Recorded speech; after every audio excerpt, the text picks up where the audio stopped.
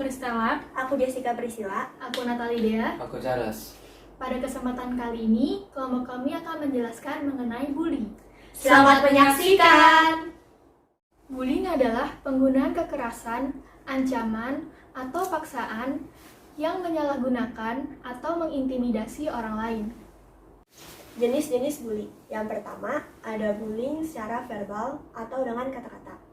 Bullying ini biasanya terjadi dengan melakukan intimidasi melalui kata-kata, seperti hinaan, nama julukan yang buruk, celaan, dan lain-lain. Bi, lu ngapain? Percuma lu selfie kayak gitu, muka lu tetep jelek kok. Yang kedua adalah bullying secara fisik. Bullying secara fisik biasanya terjadi ketika pelaku melakukan kontak fisik dengan korban, seperti menendang, memukul, meludahi, bahkan menghancurkan barang-barang milik korban. Idih, HP baru tuh sok-sokan dipamerin.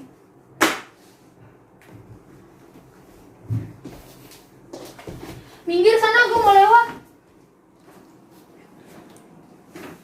Yang ketiga adalah bullying secara relasional atau hubungan pertemanan. Bullying ini dilakukan secara berkelompok dan cenderung melakukan pelemahan terhadap harga diri korban, seperti lirikan mata, tawa mengejek, dan juga bahasa tubuh yang merendahkan korbannya, sehingga korban merasa tidak nyaman pada lingkungan sekitar.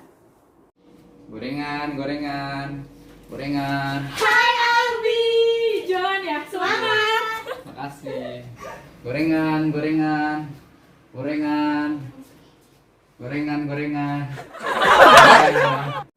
Yang keempat adalah bullying secara elektronik.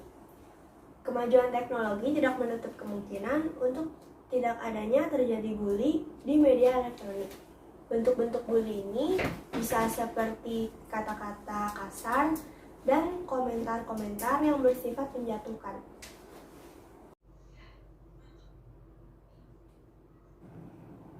Nora. Woi, kampungan banget lu. Lebay. Dampak negatif bagi korban diantaranya yang pertama, mengalami gangguan mental seperti depresi, rendah diri, cemas, sulit tidur nyenyak, ingin menyakiti diri sendiri, atau bahkan keinginan untuk bunuh diri. Yang kedua, menjadi pengguna obat-obatan terlarang. Yang ketiga, prestasi akademik menurun.